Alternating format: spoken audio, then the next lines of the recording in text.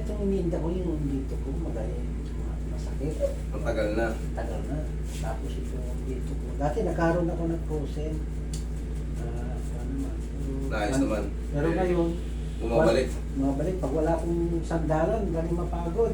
Yung dito ko. Ilang taon na kayo ngayon tayo? 68. 68. Okay. Kunti na lang. 70 na. Ngayon, wala ba kayong mga opera before? Wala kayong dulas-dulas? Wala. Ano nangyayari sa likod nyo sa tingin nyo? Siguro kasi nagmamaniw ako dati, baka lamig lang. Nila. Kasi Lamig lang pero ilang taon na yung lamig na yan? matagal na hindi gumagaling eh. Dati Ganito yan. Tapang-tapang. Para hindi kayo malito, para hindi kayo maligaw. Pag kasi sinabing lamig, actually, ganunin nyo lang yan eh. Pag lamig-lamig lang, spasm, sa English, parang yun ang katumbas doon. Yung lamig-lamig natin, tinatawag, spasm, muscle spasm. Pag normal lang na lamig-lamig, tanggal yan. Pero kung taon na yan, talagang palaging yun. Mabilis kang mangawit. Pagka gumagano ka, basta alam mo may mali sa loob. Hindi yan lamig. Ang kailangan yan, maka-facet joint yan. Yung mga ito, ganito natin.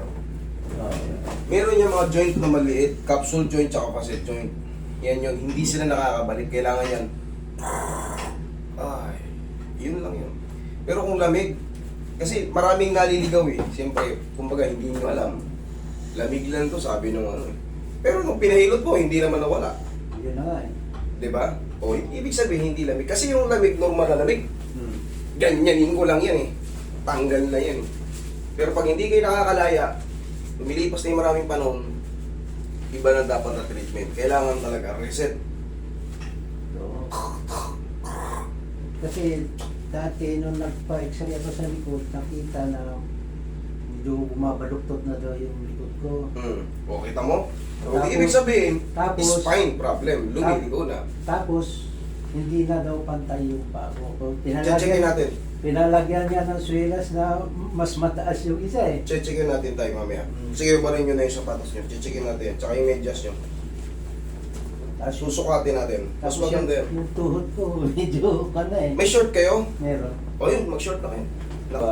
Siyempre, di ba mayroon na kayo nararamdaman dati. Pero, tapos habang umiidad-idad tayo, habang tumatagal, habang umiidad, lalong nasisira sila. Nagiging unhealthy na sila. Kasi, siyempre, sign of aging, napuputput yung mga pyesa natin, numinipis yung mga ganyan. Kaya yung iba nakikita nyo sa probinsya,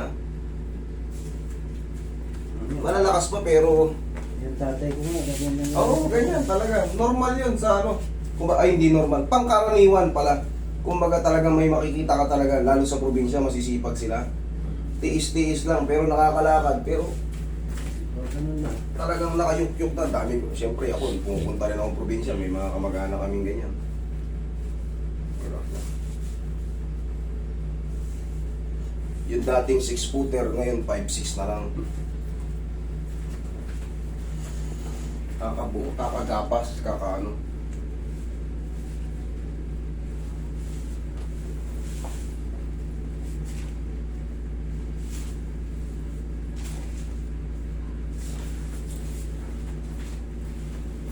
Tayo ka tayo. Dito yun, no? Tsaka dyan. Sige. Pinaano ko pa yan, tusok ko pa ng karayo niya, ako puncture. Ako pang Diyo sa Meritas ng pera.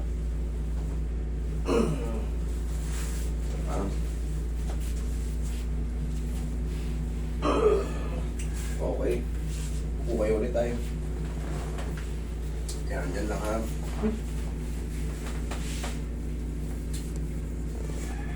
Sige, lambutan nyo lang katawan nyo ha. Yan, sige, lambutan nyo lang katawan nyo. Yan. Okay, higa kang matagilid. Ay, pati haya mo na, sorry. Check-checkapin natin yung paa mo. Di ba sabi mo, umurong isang paa? Malalaman natin. Sige, diretso lang kayo ha. Tutulak ko lang, ipapantay ko lang. Kaunti lang tayo. Lapitan mo. Kahit hindi ko hawakan yung dulo. Mas mahaba to, ayan o. Pagtikitin ko lang ha. O. Mas mahaba to. Tama! Pinalagyan na yung ano, matagal kong ginamit yun eh. Yung, Tama naman. Yung swelas ng isang Nilagyan ng topping para ito makahabol. Oo. Pero hindi nila alam, hinahatak lang to. Ay, Hinahatak lang to. Ang dami ko ng ganitong kaso eh. yun, sa doktor ko naman ano. Pero tama yun. Tama, maiksi yung sa pa. Kumbaga, kitang-kita naman talaga kasi dito mo yan makikita pag pinahiga mo. Pag pinatayo mo, hindi makita yan. Kailan nakahiga.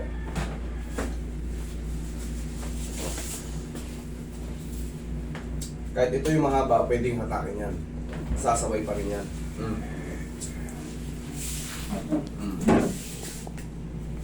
O yan ha, pagdikitin natin. O, tingnan mo ngayon. O, o. Pantay na yan o. Kasi nga ba na o, di ba? Pantay na. Hindi nyo na kailangan ng tapping. Pag mga ganyan, hinahatak lang yan. Pero syempre, kailangan matutunan nyo kung paano hatakin. Hindi pwede basta-basta hatak-hatak. Tagilid tayo. Nagpaano pa ako sa mga imported daw na hindi rin niya nakuha yung sakit.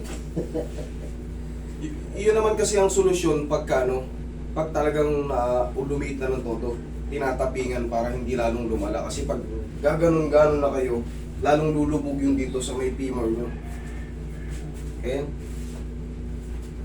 Pero syempre, katagalan din, habang naglalakad tayo, at umiidad, yung mga napupudpud doon, pag tumatanda, lalo pang mapupudpud.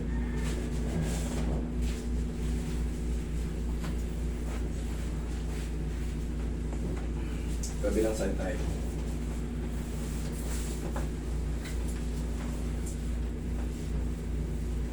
Pero sa edad nyo tayo, malakas pa kayo. Malakas pa kayo. 68. Lakad-lakad. Huwag nyo nakakalimutan yung papawis talaga. Yung lakad nun, okay yan. Yun. Dapa kaya tayo. Kasi pagka hindi na tayo napapawisan, yung dugo natin, circulation ng dugo natin, napakalapot na. Stroke, abutin natin. May diabetes, high blood pa naman. Yan. Sige, laglag mo lang katawa mo. Yan. Sige, laglag mo na tayo.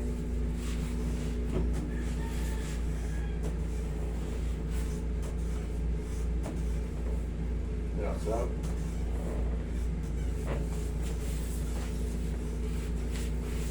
Pagka kayo ay diabetic o kaya pre-diabetic, basta sabihin natin diabetic na lang. Isa lang din ang shortcut nun. Malapot na rin ang dugo nyo. Kailangan nyo mag-walking-walking. Huwag na kayong magtatakbo. Walking lang. Tapos bumili kayo ng jacket na mabilis makapagpapawis. Meron ako. Yun. Pag naglalakad ako, naka-jacking ko. Yun ang, yung parang kapote. Naka-hood. Yun. Isang oras lakaran pawis na. Yun ang pinakamaganda. Kasi yung mga kinain nating mga bad cholesterol, yung mga residue nun, may labas natin. Gaganda yung breathing natin. Tapos sa umaga, paggising, ang turo ng doktor dyan, parang yung sa puso, parang inhale exhale na malakas.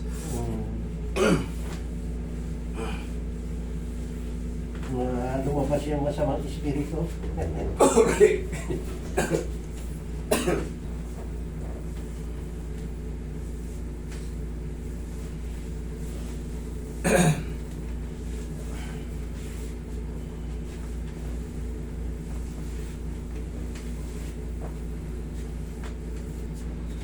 Yeah, tay.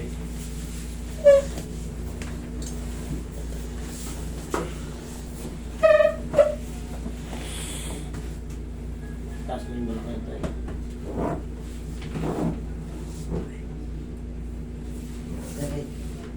Kita. Pinulikat. Ito. Sumakit na. Ano to? Ganito kasi Roy, tuturuan mo sila magkanga. Yung mga ganun kasi sa may mga edad, kailangan talaga hindi sila bigla-biglang kikilos. Iangat mo yung tuhod, patupi mo yung tuhod. Tapos, pupuwersa. Pag ganun-ganon, alanganin. Wala nang sakit, okay na. Hindi pa ko. Meron pa konti, saglit lang. Sige, ayusin natin yan. Madali lang naman ayusin yun. Huwag ilalabanan na. Inhale, exhale. Inhale. Isa pa. Inhale. Exhale. Okay, tanggalin mo. Kunin ito. Yan, tayo diretso lang.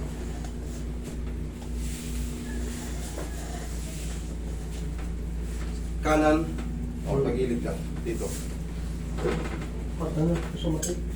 Yan, yan ka lang.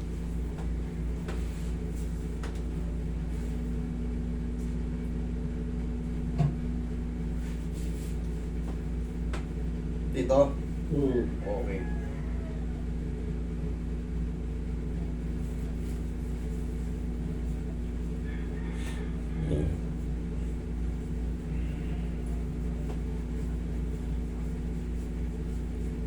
O, kabilang side tayo. Kabilang side ka. Kabilang side.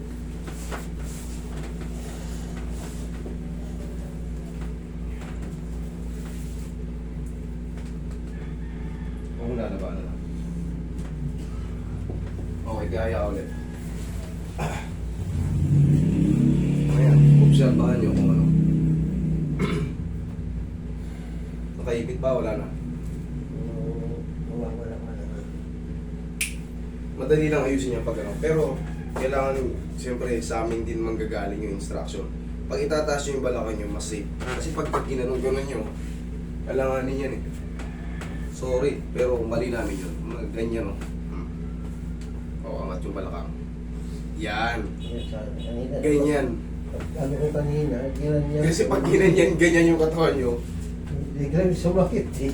may ipit yun, lalo kung may edad. Pag may edad kasi siyempre, fragile na yung balakang nila. Mas manipis na yung mga disc niyan. Meron na talagang degeneration o degenerative change.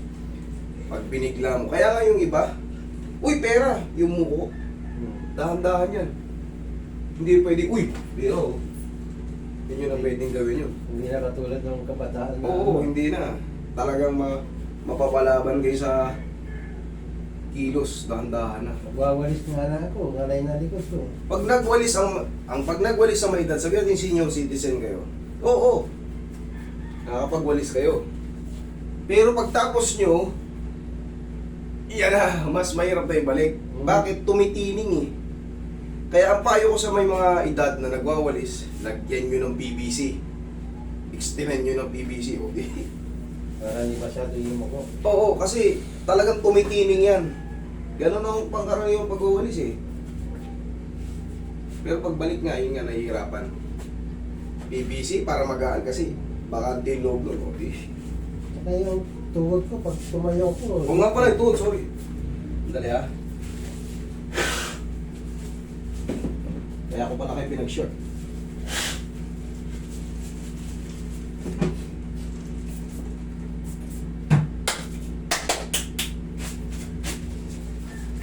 Tuhod.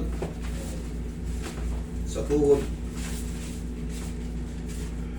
Ganun din to sa joint. Basta mga joint. Talaga. Binibira ng ano. Arthritis. Yung mga kinain natin, siyempre, sa tagal natin kumakain, yung mga residue nun, yung mga purines natin. Right. Yan o. Pero madali lang yan. Okay. Kumunog, di ba? Oh, wait lang, pipihitin ko na ng konti. 1, 2, 3. Sabay pitik.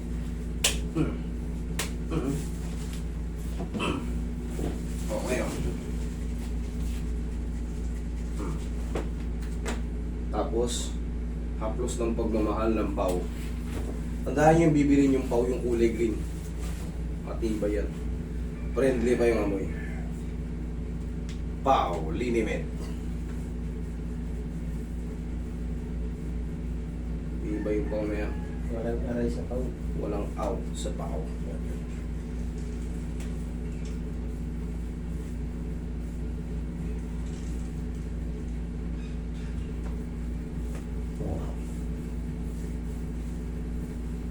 Ito ang gagawin nyo, tay, sa mga... Ito kasing tuhod natin. Pag wala naman nangyari sa inyo, hindi kayo natumba, hindi kayo nasimplang sabay sa motor, wala lang yung parang... Nasimpla ako pero hindi naman sa na ano. Kasi nagbabike ako pag lumapalikit. Ayan, haplusin nyo lang. Kaya kunyari yung mga na wala namang hindi siya irrelevant yung pagkasimplang nyo. Ganun. Hindi siya na-damage talaga. papaprint ako. Yung ganitong pao, oh.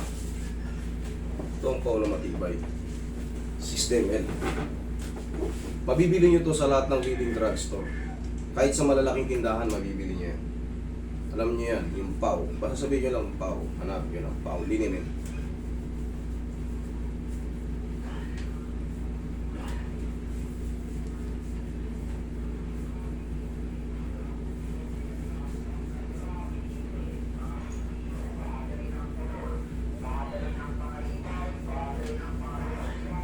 Ganda pa yung portion mo, ano ba rin? Kaya, Oh. First time ko yan eh. kaya yun. Oh. Kakaadik din yan. Kaya nga eh, ang problema eh. Hindi pa Magastos. tayo makano eh. Magastos pati. Gusto kong bumili ng sarili kong baril, hindi pa ako nakabili. Magastos yan. Medyo, depende saan pupuntahan yung ano. Eh, kasi practice. Yung bala, magastos eh. Magastos lalo pag wala kang kakilala sa shooting range. Oo, Kasi bayad pati ka yung pa sa baril. shooting range. Bayad ka pa ng bala. Yeah. Pero pagka kaibigan mo yung ano, may baril, may dala kayo sariling baril. Mas maganda. Pala lang babayaran. O pagka, pwede naman pagka magpa-member ka sa ano, mga ano, shooting range. Hmm. Bala na lang yung bibili mo sa kanila. Oh, tay, tagilid muna. Tsaka tatayo. Yun, very good. Sige, tayo. Check ka lang muna.